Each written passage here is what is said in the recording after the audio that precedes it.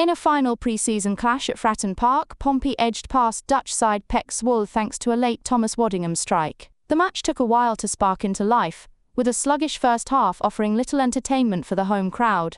But Pompey came out firing after the break, creating several decent chances before finally breaking the deadlock. Summer signings Adrian Segicic and John Swift made their first home starts, while fellow newcomers Mark Koshnowski, Luke Leroux and Florian Bianchini watched from the bench. Josh Murphy, wearing the captain's armband, looked lively early on. He beat his man and whipped in a dangerous cross, though it just evaded Waddingham before finding an offside Callum Lang at the far post. That was about as good as it got in a tepid first half. Both teams struggled to find their rhythm in the sunshine, with only a wild shot from Zwolle's Jamiro Montero Alvarenga and a stretching Lang effort from Murphy's cross to show for their efforts. Pompey looked sharper after the break, with Murphy causing havoc down the flanks. A string of corners followed, though none quite found their target. De Graaf in the Zwolle goal was kept busy, having to scramble back to deal with a drifting Murphy cross before pulling off a smart save from Lang's fierce drive.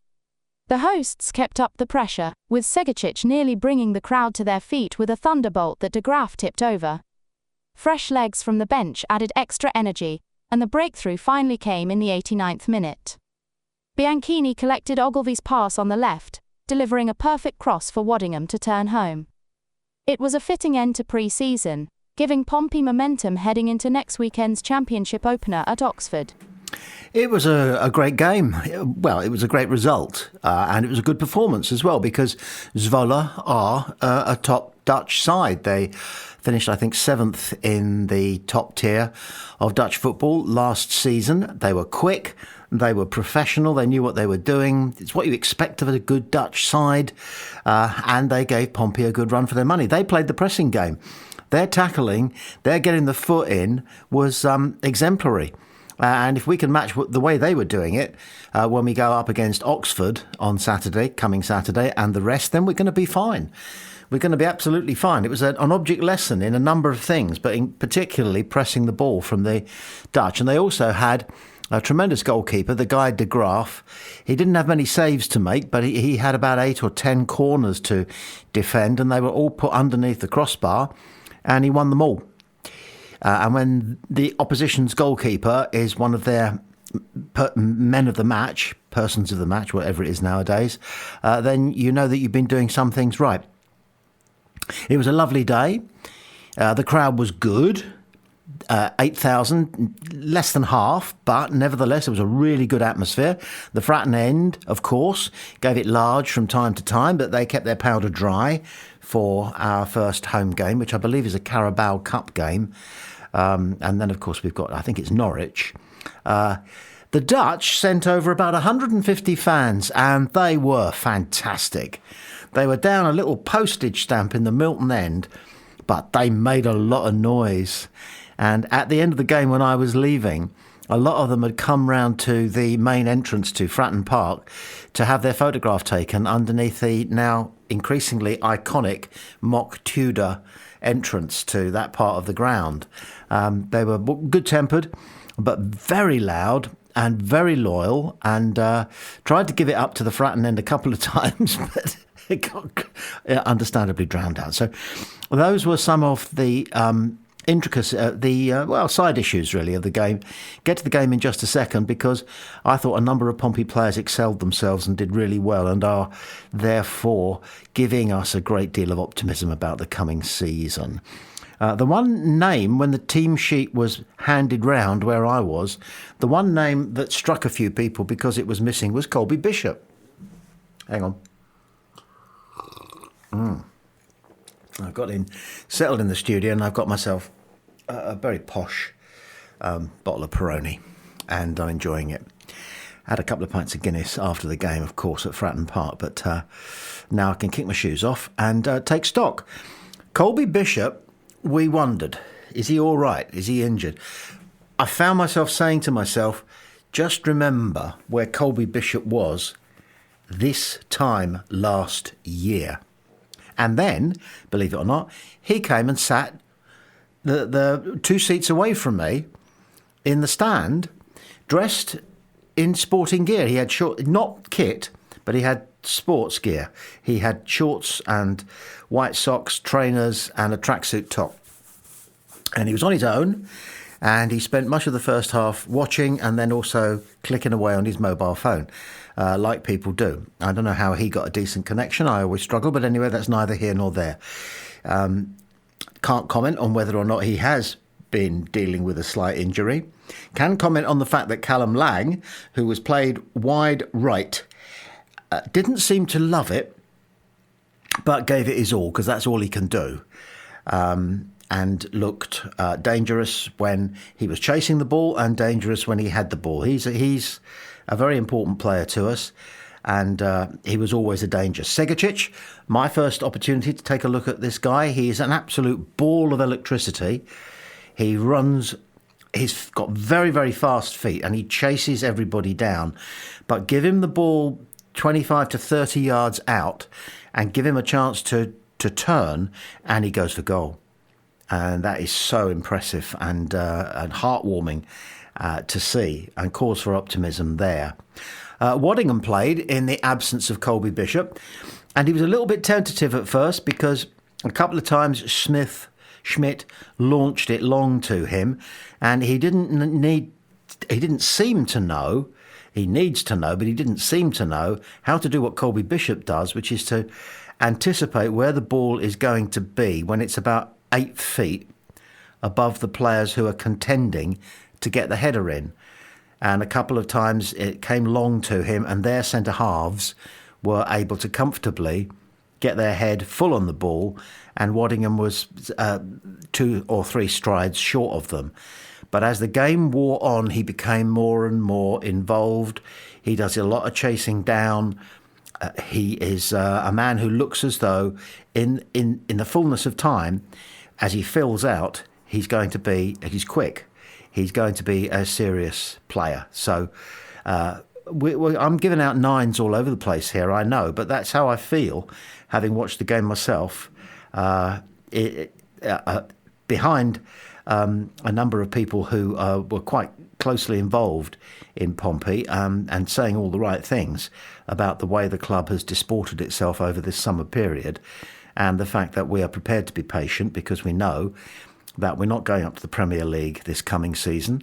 We're going to do solid, and we might not go up the following season. But there's a plan at work, and we like plans, and the plan is solid, and it's one that will give us a great deal of pleasure, but we just got to be patient. So who else excelled? Well, of course, Josh Murphy, although they knew how to close him down. And Conor Ogilvie was finding it difficult at first to get the ball to him that would release him, to get those crosses in. But when it happened, and he got those crosses in. But the Dutch knew what was coming, and they were very good at the near post. They knew that Murphy's crosses tend to be low and flat and at the near post, and they got their man there first.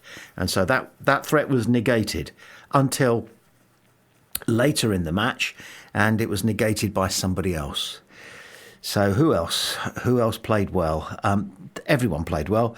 Shaughnessy did his job, as of course he always will. Regan Poole did his job.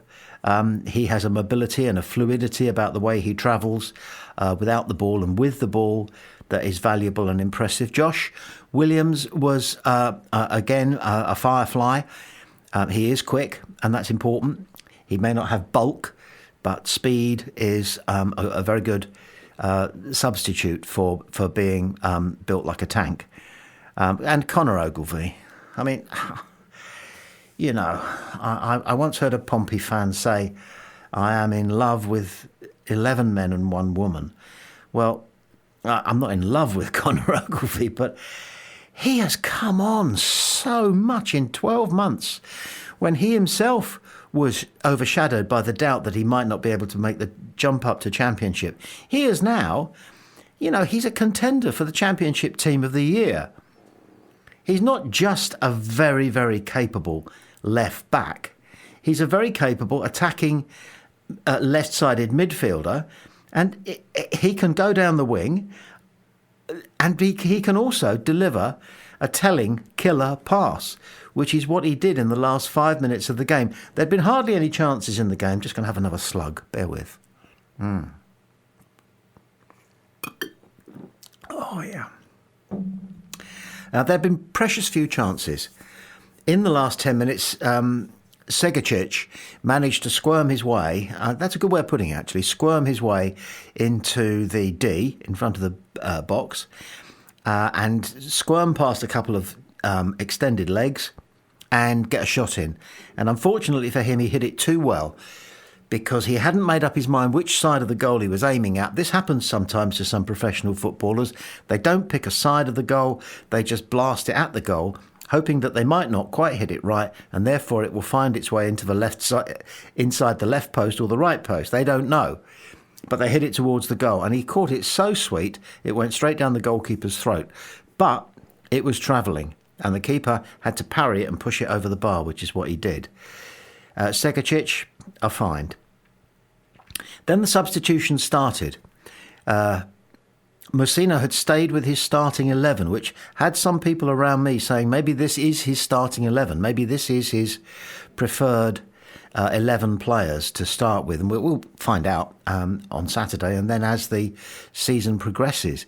But he didn't make all the substitutions that he has made in some of the friendlies that we've had so far straight away. The same team, I think, came out for the second half. I'm pretty sure it was the same team. And he stuck with that 11 until I suppose something like the 65th minute, something like that, when he started to ring a few changes. And we were all keen to have a look at some of the players who have arrived. We didn't get to see the trialist, but we did get to see Kojanovski, which is how we're pronouncing his name on the tannoy. He came on fast. He's fast. He's got plenty of other things going for him as well. But when he was running around closing down the opposition coming out from their back, he was quick. He travels across the turf. We didn't get to see too much of him on the ball, but what we did, it looked entirely and utterly authentic. So he's a good find. Who else did we see?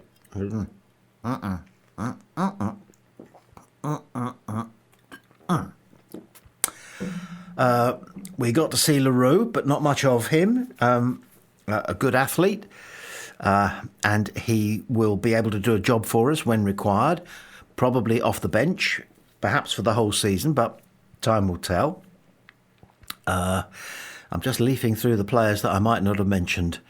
I don't want to miss out anybody who had a full game, and I think I've got everybody.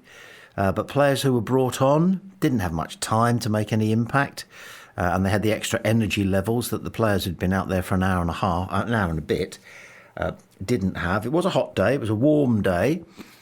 You knew what kind of a football match you were in for when on the train coming into Fratton from the main coastline, I went past 2 games of cricket. And when you see 2 games of cricket going on before you get to your venue to watch a football match, you know that things aren't quite the same. But nevertheless, we're entitled to make some judgments about how it was out there today in our last friendly before we now go on to face Oxford. And I think it bodes really well. We'll talk to some of the Pompey Sound correspondents as the week moves along and get some predictions and get some thoughts. But my own thoughts are that we are very, very well placed. As long as there is nothing about Colby Bishop's absence from the team sheet, never mind about the starting 11, and as long as there is nothing more or less than that, Callum Lang is 15 minutes behind the rest of the team because he has had a twinge, then we are at full strength, and that strength is very, very promising.